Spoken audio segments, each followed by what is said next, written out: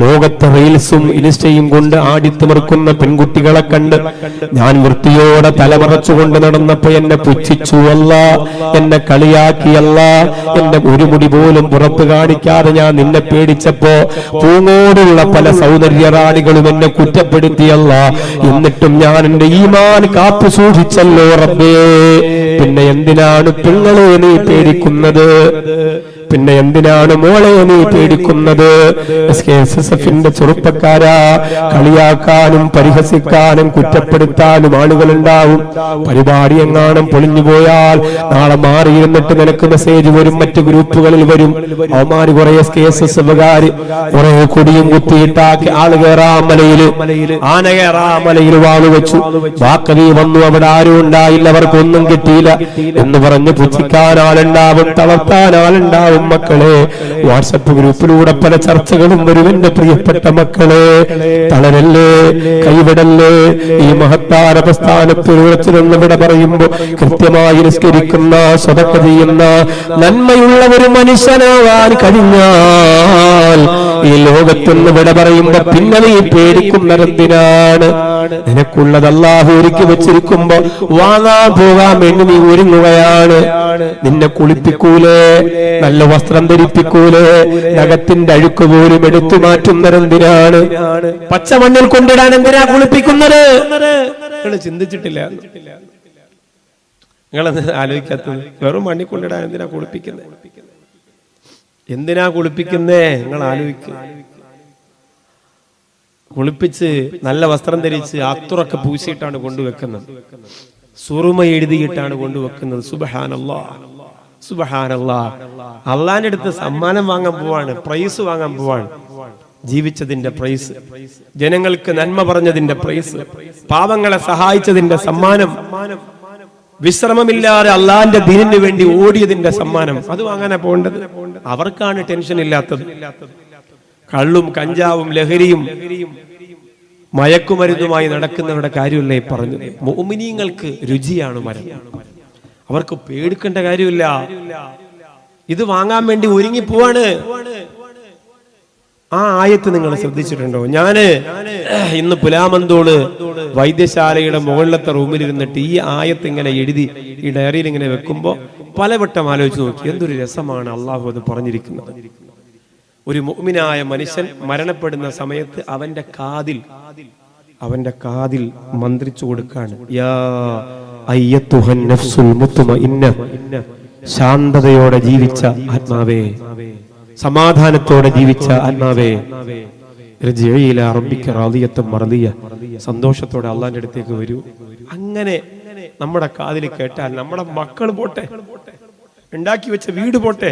നൗഷാദ് ബാക്കവിയുടെ മക്കൾ 5 എന്റെ അടുത്തിരുന്ന വാപ്പാ വാപ്പാ എന്ന് കരഞ്ഞാലും ഇത് കാതിലൂടെ കേട്ടാൽ എനിക്ക് കരച്ചിൽ വരൂല. ഭാര്യ പറയാണ്, ഒന്നും ആയില്ല, നിങ്ങൾ ഇപ്പൊ പോയാൽ ജീവിതം പാതി വഴിയിലായി പോകുന്നു. ഭാര്യ വിളിച്ചു പറഞ്ഞാൽ എനിക്ക് സങ്കടം വരാത്തതെന്താ, എനിക്ക് ചിരി വരുന്നതെന്താ?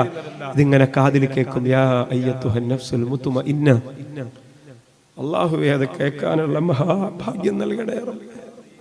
അത് കേൾക്കണം സഹോദരിമാരെ. അവിടെയാണ് നമുക്ക് രുചിയുണ്ടാകുന്നത് മരണത്തിന്. അത് കേൾക്കണം. ഈ ഐസിയുവിൽ കിടക്കുന്നവരൊക്കെ മരണപ്പെടുന്ന സമയത്ത് കണ്ണു തുറക്കും, അതുവരെ കണ്ണടയ്ക്കും. നിങ്ങൾ പറയും, മോൻ പറയും, ഞാൻ ചെന്നപ്പോ ഉമ്മ കണ്ണു തുറന്നു, അപ്പൊ തന്നെ മരിച്ചു. അസ്റായിൽ വരുമ്പോ തുറക്കും. ആ വിഷയം ഞാൻ പറയുന്നുണ്ട് ക്രമേണ. യാ അയ്യത്തുഹൻ നഫ്സുൽ മുതൂബ്, വീട്ടിലേക്ക് കയറുമ്പോ ദിക്ർ, വീട്ടിൽ നിന്ന് പുറത്തിറങ്ങുമ്പോ ദിക്ർ, വസ്ത്രം ധരിക്കുമ്പോ ദിക്ർ, വാഹനത്തിൽ കയറുമ്പോ ദിക്ർ, ഭക്ഷണം കഴിക്കുമ്പോ ദിക്ർ, സംസാരിക്കുമ്പോ ദിക്ർ. അങ്ങനെ ജീവിതത്തെ ദിക്ർ കൊണ്ട് അലങ്കരിച്ചവന് സമാധാനം കിട്ടുമെങ്കിൽ സമാധാനമില്ലാത്തവർ അല്ലാഹുവുമായി ബന്ധമില്ലാത്തവരാണ്. ഒരു സമാധാനക്കേടും നിങ്ങൾക്കുണ്ടാവാൻ പാടില്ല. എന്തും ലോകത്തുണ്ടാവട്ടെ.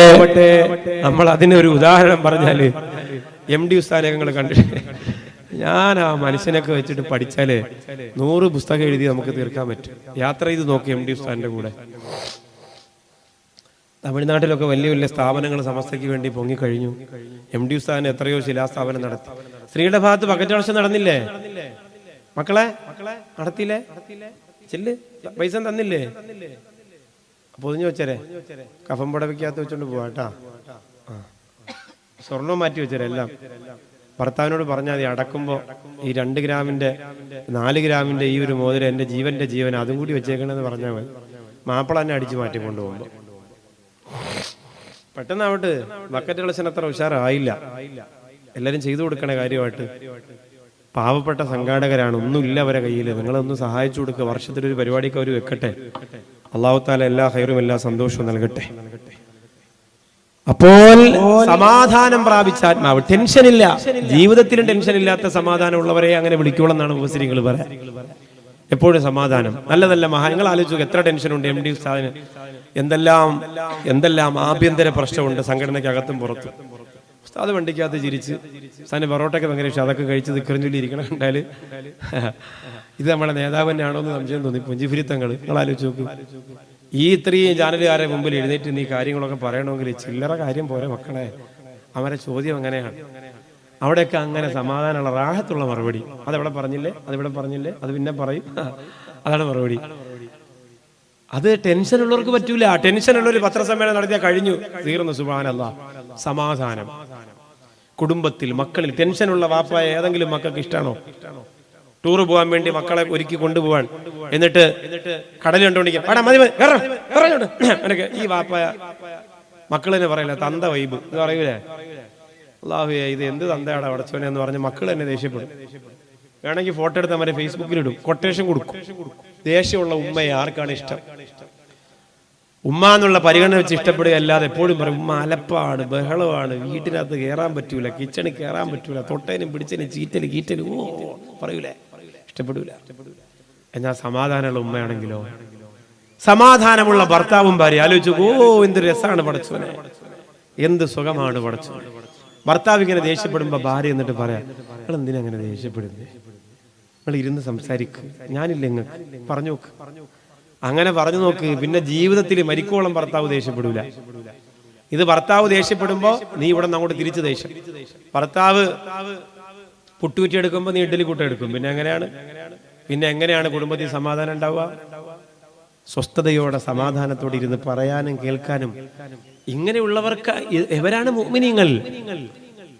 ഫൈസി ഉസ്താദ്, ഇവിടത്തെ ഖാദിയാർ ഉസ്താദ്, ഇതെന്നെ ഫായിസ് ഫൈസി പള്ളിയിൽ നല്ല ഖത്തീബാണ്, ഇവിടുത്തെ ഖാദിയാണ്, എല്ലാവരും വലിയ ഇഷ്ടമാണ്. വീട്ടിൽ ചെല്ലുമ്പോൾ നമ്മളിങ്ങനെ സംസാരിക്കാൻ വേണ്ടി പോയി ഖാദി അടുത്ത്. വീട്ടിൽ ചെന്നപ്പോൾ ഭർത്താവില്ല. ഭാര്യയോട് ചോദിച്ചു എങ്ങനെയുണ്ട് ഭർത്താവ്? ആ കെട്ടും കണ്ണാടിയും ഷാളും തന്നെ ഉള്ളു. ഇവിടെ വന്ന ഒരു സമാധാനം നമുക്ക് തരൂല. കഴിഞ്ഞില്ലേ? ഭീം ഫായിസ് എന്ന് പറഞ്ഞാൽ തന്നെ വിജയി എന്ന പേരിൽ മാത്രമേ ഉണ്ടാവുള്ളൂ. പൊട്ടി കഴിഞ്ഞു. നിങ്ങൾ എൻ്റെ വീട്ടിൽ വരികയാണ്, എൻ്റെ വീട്ടിൽ നിങ്ങൾ ഞാനുള്ളപ്പോൾ വന്നാൽ കൂടുതലും കാണുന്ന കാഴ്ച ഒന്നീ മക്കൾ എന്നെ വണ്ടിയിലിരിക്കും, അല്ലെങ്കിൽ നമ്മൾ കളിച്ച് ക്രിക്കറ്റൊക്കെ കളിച്ച് അവിടെ ഇരിക്കും. വളരെ അടിപൊളിയാ. നിങ്ങളൊരു ദിവസം വന്ന് മക്കൾ വീട്ടിൽ ചോദിക്കുന്നു ഭാര്യയോട് എങ്ങനെയുണ്ട് ഭർത്താവ്? അയാൾ ഈ കണാ എന്ന് പറയുന്ന പ്രസംഗം മാത്രമേ ഉള്ളൂ. ഇവിടെ വന്ന് കയറിയാൽ ആകെ മൊത്തം വെറുപ്പിക്കലല്ലേ. കഴിഞ്ഞു. അത് പറഞ്ഞാൽ കഴിഞ്ഞു. ഇവർക്കൊന്നും സമാധാനമുള്ള മരണം കിട്ടൂല. നല്ല റാഹത്തോടെ ജീവിച്ചാൽ എന്താ പ്രശ്നം നിങ്ങൾക്ക്? നിങ്ങൾ ആരാ എടുത്ത് മറിക്കാൻ? ഇപ്പൊ അങ്ങനെയാണല്ലോ പുതിയ ചോദ്യം. നിങ്ങൾ ആരാ എടുത്തു മറിക്കാൻ? നിങ്ങൾ ആരാ? ഭാര്യയോട് ദേഷ്യപ്പെടാൻ നിങ്ങൾ ആരാ നിങ്ങൾക്ക് അധികാരം തന്നത്? ഭർത്താവിനെ അമർഷത്തോടെ നോക്കാൻ നിങ്ങൾക്ക് ആരാ അധികാരം തന്നത്? എവിടെയും സമാധാനം, സ്നേഹത്തോടെ പിടിച്ചു ചേർത്ത് നിർത്തുന്ന മക്കൾ, സ്നേഹത്തോടെ പഠിപ്പിക്കുന്ന അധ്യാപകർ, സമാധാനത്തോടെ ജീവിക്കുന്ന കുടുംബനാഥൻ. മറക്കാൻ പറ്റുമോ അവരെ?